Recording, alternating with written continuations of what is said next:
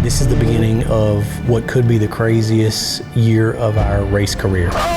One that's going to be unpredictable. Winners of the 2021 BF Goodrich Mint 400, Dustin Jones! Very proud of you. Did a great job. You represent the sport. This guy, I mean, he will drive the wheels off. To the S3 team.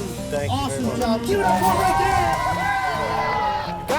I've had a lot of people ask me, what does it feel like to be on top whenever you're racing? I don't recognize it that way. My mind immediately shifts to, how do we keep going? How do we get better? Before desert racing, you know, if you were to go out west and ask somebody if they knew who S3 was, they'd be like, never heard of them. All right. Now you go out west and ask who S3 is, like, I guarantee you people know our names now. Good. My mind feels really clear. They always know when you're on top, but they never see when you're on bottom. And I remember all of those times. This is 1978, Best in the Desert. Does anyone have a copy? They often skim over the losses and the crashes. We're done. Yep. Our car is totaled. While the victories keep you inspired and chasing that feeling, What are you doing? I'm trying to turn! Oh! They want the ball. it's really the losses that make you a better person and make you work harder and make you recognize how important it is to keep pushing. Oh, he said his bike. Our racing career has kind of been filled with ups and downs. The highest highs and the lowest lows. We've experienced all of it. Wondering if the sacrifices are worth it. Yeah, that's it. That's gonna be it for us. We're just running for fun now. Those bad experiences, you know, help shape the team that we are today. So, you know, it's tough to say if you would go back and change any of it, because who knows if you would be where we are today.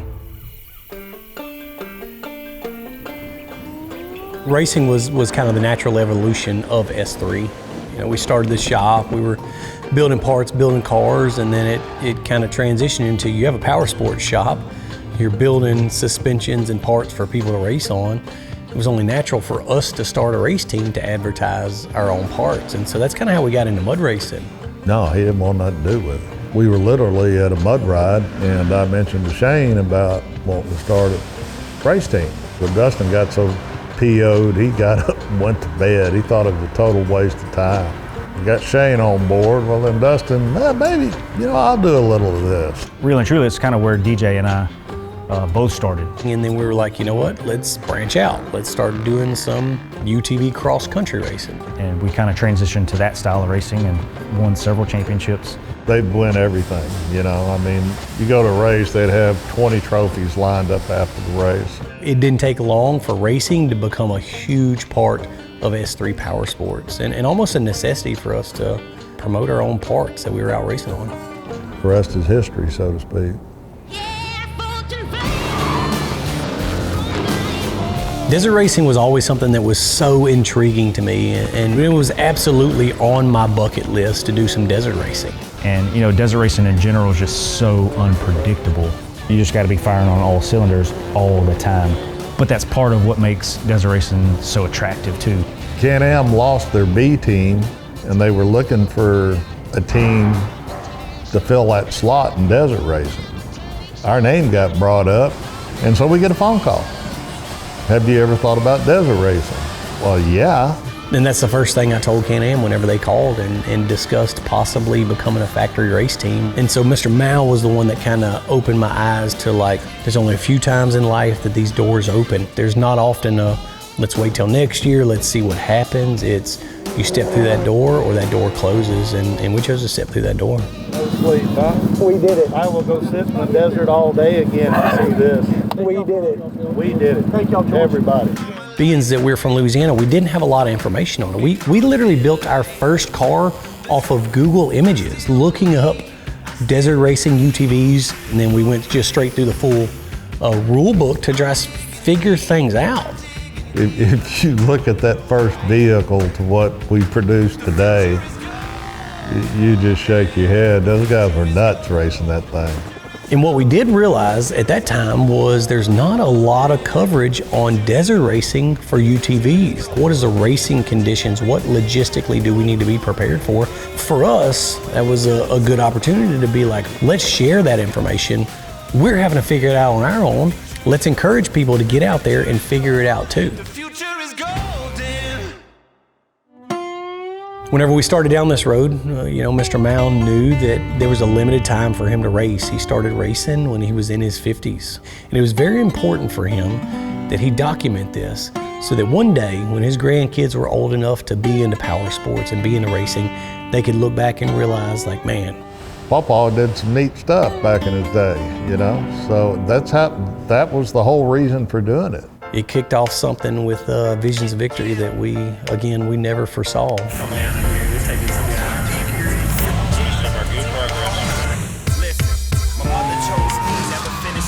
We were pushing so hard with the Visions of Victory video to just document everything we were doing and come along with us and travel the world and hit all the races that it all became such a blur and like such a distraction, and it takes that focus off of racing. Started out as all racing videos, and it kind of evolved into more lifestyle content.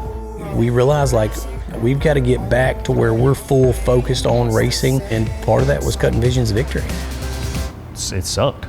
And it was a hard decision to make, because you think this may be it. We may never shoot another Visions of Victory again. This may be the end of that, and now it's just focus on racing and chasing a championship. And what came of it proved to be a good decision.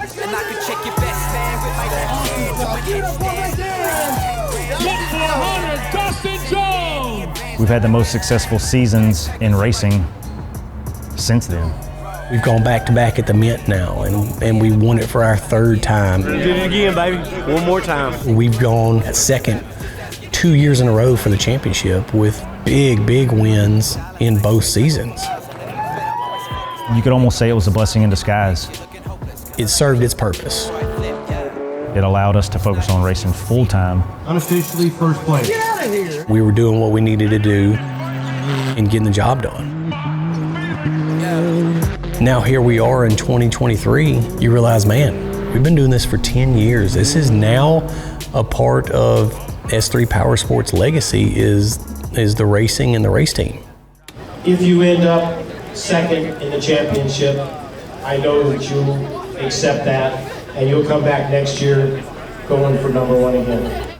He just hadn't had that little bit of luck to be one more spot ahead to win the championship.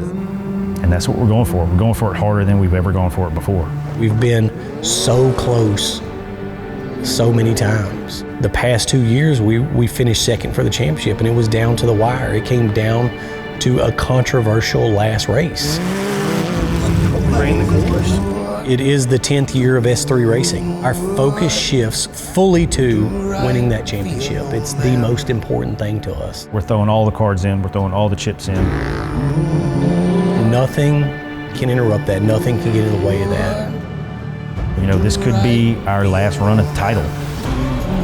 And now we're going to use Visions of Victory, bring it back to life to document what could be the craziest year of our race career. One that's going to be unpredictable. You got to take a beating to get there. Him and DH are willing to take those beatings.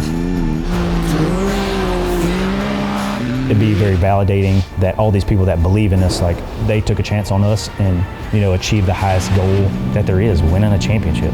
This one is a beauty. Let's take it back. Let's open those doors again and lay it all out there one more time. When that car rolls in the trailer and the door closes, that's when things get real. It's time for King of the Hammers, and it's time for a chase for a championship. It's a mutual sacrifice that we've all come together and we agree like this is the road we want to take to make this run at racing. If you don't enjoy and appreciate that journey to get there, you'll miss it. It'll be gone in a blink of an eye, and then you'll be looking back thinking, man, I wish we could just make that trip.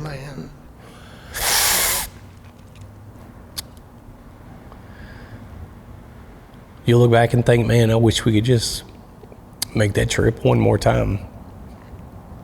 That's why I felt like we need to bring Visions of Victory back. Do right and fear no man. Fear no man.